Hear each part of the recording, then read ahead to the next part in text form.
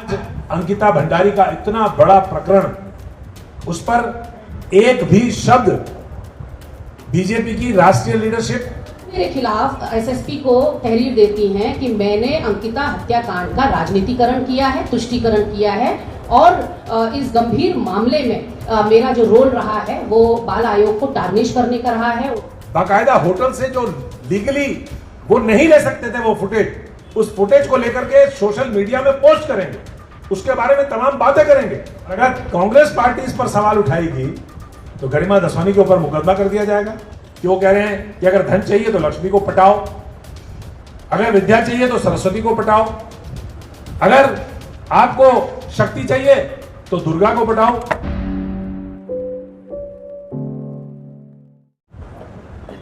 पूरे देश में अंकिता भंडारी कांड की गूंज है। दक्षिण भारत से लेकर के उत्तर तक, पूरब से लेकर के पश्चिम तक, जिस प्रकार से आप लोगों के सहयोग से, आप लोगों ने जिस प्रकार से इस जघन्य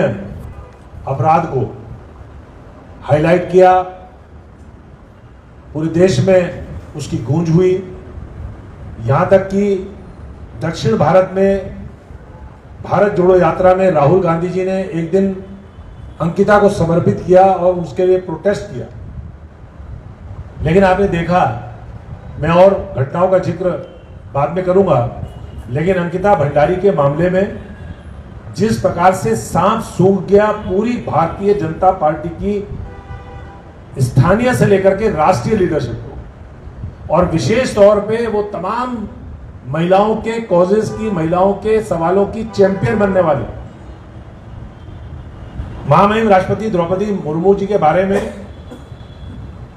ऐसा कुछ भी नहीं किया गया, कहा गया था पार्टी के हमारे राष्ट्रीय नेतृत्व के द्वारा कि पार्लियामेंट में खड़े होकर के जिस प्रकार से सोनिया जी के लिए अपशब्दों का इस्तेमाल कैबिनेट मंत्री स्मृति ईरानी ने किया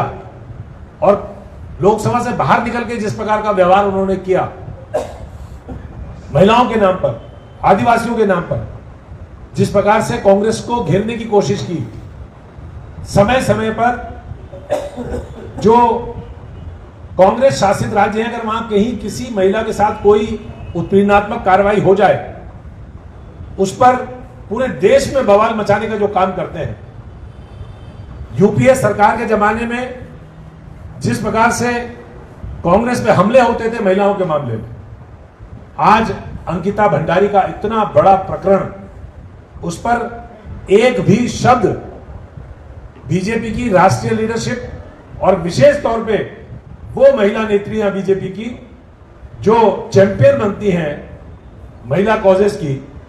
और स्टेट में भी वही हाल, राज्य में भी वही हाल, राज्य में उनकी सरकार, केंद्र में उनकी सरकार, और सबसे बड़ा ये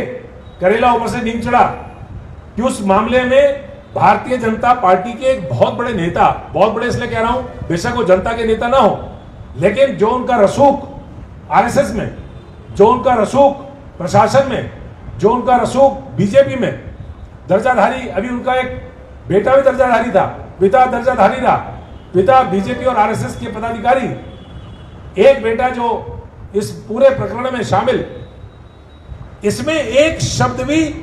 राज्य की भारतीय जनता पार्टी के, चाहे वो संवैधानिक पदों में बैठे रहे लोग हों, चाहे वो सरकार में लोग हों, और चाहे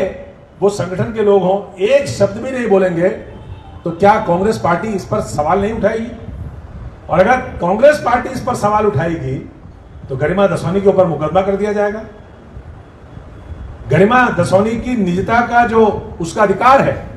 उसका हनन करेंगे लोग, उसको बाकायदा होटल से जो लीगली वो नहीं ले सकते थे वो फुटेज, उस फुटेज को लेकर के सोशल मीडिया में पोस्ट करेंगे, उसके बारे में तमाम बातें करेंगे।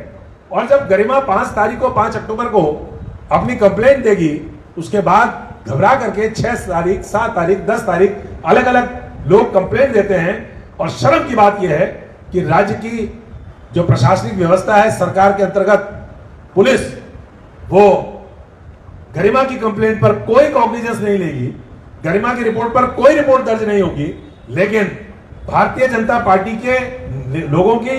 जो संवैधानिक पदों पर भी बैठे हैं और पार्टी के संगठन के पदों पर भी बैठे हैं, उनकी कंप्लेंट पर कॉग्निजेंस लेकर के एफआईआर दर्ज करेगी। मैं समझता हूं इससे भद्दा मजाक और उस पर मोहर लगा दी बंशीधर भगत जी ने। महिलाओं के बारे में उनकी क्या राय है, इस पार्टी की क्या राय है? पार्टी किस लिए बोल रहा हूं कि वो पार्टी के अध्यक्ष रहे हैं, वो इसलिए बोल रहा हूं कि वो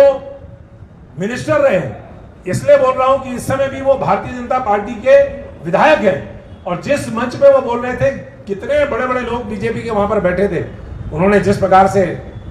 बच्चियों के बारे में टिप्पणी करी, जिस प्रकार से अभी हमने नवरात्रों में देवी, ये सारे जगह देवी पूज रहे थे, कन्या पूज रहे थे बीजेपी वाले। इन्होंने कार्यक्रम बनाया अंकिता भंडारी वाले मामले को डाइल्यूट करने के लिए पूरे प्रदेश में बच्चियों की कन्या पूजन का। लेकिन बच्चियों के बारे में, बेटियों के बारे में, बहनों के बारे में, माताओं के बारे में उनकी क्या सोच है, इससे सड़ी हुई, गली हुई और घटिया सोच क्या हो सकती है कि वो कह रहे हैं कि अगर धन चाहिए तो लक्ष्मी को पटाओ, अगर विद्या चाहिए तो सरस्वती को पटाओ, अगर आपको शक्ति चाहिए तो दुर्गा को पटाओ। इससे घृणित बयान भगवान शंकर के बारे में, जो हमारे आराध्य हैं, और हम लोग तो इसलिए भी क्योंकि हमारे यहाँ केदार का वास है, केदारनाथ जी हैं, हमारे कण कण में मां भगवती और शंकर भगवान है।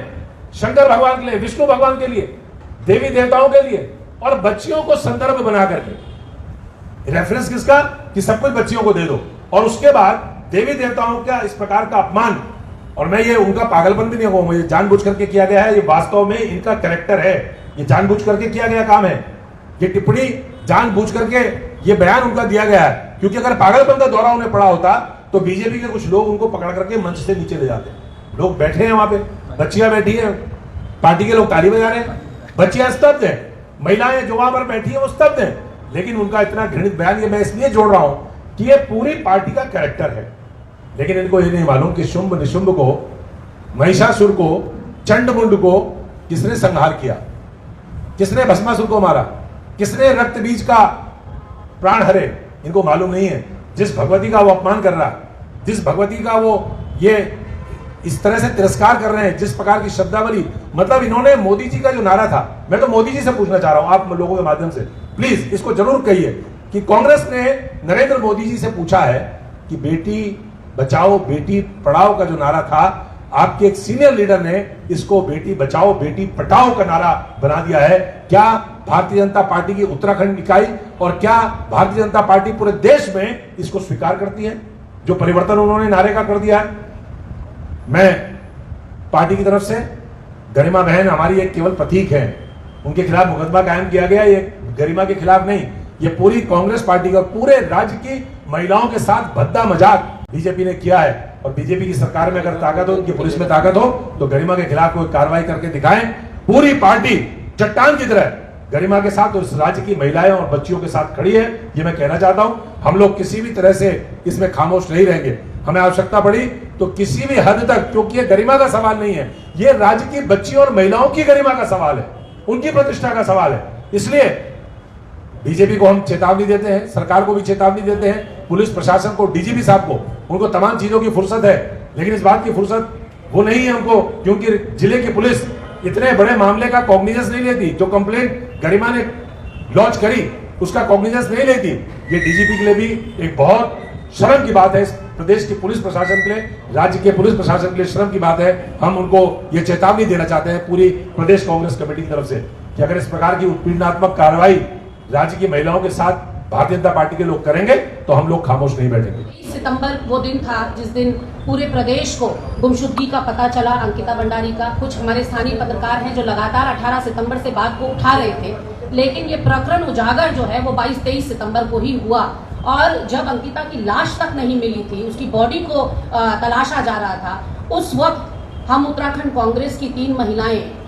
उसमें यहाँ प्रेस वार्ता कर रहे थे। सुजाता पाल जी मेरे साथ थी, लक्ष्मी अग्रवाल जी मेरे साथ थी, और मैं स्वयं यहाँ पर आप लोगों से मुखातिब हो रही थी, और पूरा उस प्रकरण का पिटारा हमने आपके सामने खोला था। ऐसे में न केवल अंकिता भंडारी प्रकरण, बल्कि विधानसभा बैकडोर नियुक्तियां, यूके SSS का जो भर्ती घोटाला है, उसके अलावा जिस तरह से आप सब मुझसे भली भांति और मेरी कार्यप्रणाली से, मेरी राजनीतिक सक्रियता से वाकिफ हैं। और आप जानते हैं कि यहाँ प्रदेश के अंदर जो भी शोषित हो, चाहे वो बेरोजगार हो, चाहे वो हमारी सेल्फ हेल्प ग्रुप की महिलाएं हो, चाहे अभी सिंचाई विभाग के 228 पदों के लिए लोग धरनारत हैं, उससे पहले कोरोना वॉरियर्स जो बैठे थे संविदा कर्मी, उनके बीच में जाना, तो लगातार क्योंकि मैं मुखरता से आवाज उठा रही हूँ और सत्तारूढ़ दल पर अटैक कर रही हूँ, तो ऐसे में मुझे एक साजिश के तहत, एक सुनियोजित षड्यंत्र के तहत टारगेट किया जा रहा है। नेहा शर्मा नाम की कोई भाजपा की नेत्री है, उनके द्वारा मुझ पर मुकदमा किया गया है और गंभीर धाराओं में किया गया है। ऐसे में मुझे लगता है नेहा शर्मा सिर्फ और सिर्फ एक मुखौटा भर है। ये खेल कोई कहीं और से ही रचा जा रहा है, इसका मास्टरमाइंड कोई और है। मुझ पर नेहा शर्मा ने, मैंने 5 को, जैसा कि बड़े भाई ने बताया कि 5 अक्टूबर को मैंने कप्तान से मिलकर, देहरादून के एसएसपी से मिलकर तहरीर दी थी, कंप्लेंट की थी, क्योंकि मेरी सीसीटीवी फुटेज, न केवल मेरी, मैं आपके संज्ञान में ये भी लाना चाहती हूँ कि मेरी सुपुत्री की भी सार्वजनिक की गई, जो कि एक स्टूडेंट है जिसका राजनीति से कोई लेना देना नहीं है और जो 80% से ज्यादा शारीरिक रूप से दिव्यांग है, फिजिकली चैलेंज्ड वो बच्चा है। तो आपको पता है कि एक चैलेंज्ड व्यक्ति के लिए वैसे ही मेन स्ट्रीम में कितनी दिक्कतें आती हैं, और ऊपर से आप उसकी निजता का हनन करके मेरे साथ साथ उसकी भी सीसीटीवी फुटेज, जो मेरे पारिवारिक क्षण थे, जो मेरे व्यक्तिगत मोमेंट्स थे, उनको आपने होटल से खंगाला और आपने सार्वजनिक कर दिया, जिसकी वजह से वो आज तक एक मानसिक उत्पीड़न झेल रही है, सदमे में है, और कई बार उसको समझाना पड़ रहा है कि इसको मामले को हम निपटाएंगे, लीगली निपटाएंगे। वो हेलबेंट है कि किस तरह से उसकी फोटोग्राफ्स उजागर की गई, उसको गंदी राजनीति का शिकार बनाया गया। अब आते हैं, नेहा शर्मा जी ने 6 अक्टूबर को मेरे खिलाफ तहरीर दी और उसका संज्ञान लेते हुए राजपुर थाने में मुझ पर मुकदमा दायर हो गया। 8 अक्टूबर को गीता खन्ना, जो कि बाल आयोग की अध्यक्ष हैं, वो मेरे खिलाफ एसएसपी को तहरीर देती हैं कि मैंने अंकिता हत्याकांड का राजनीतिकरण किया है, तुष्टीकरण किया है, और इस गंभीर मामले में मेरा जो रोल रहा है वो बाल आयोग को टार्निश करने का रहा है। खबरों में बने रहने के लिए फोरम 4 को सब्सक्राइब करें और नोटिफिकेशन पाने के लिए बेल आइकन दबाएं।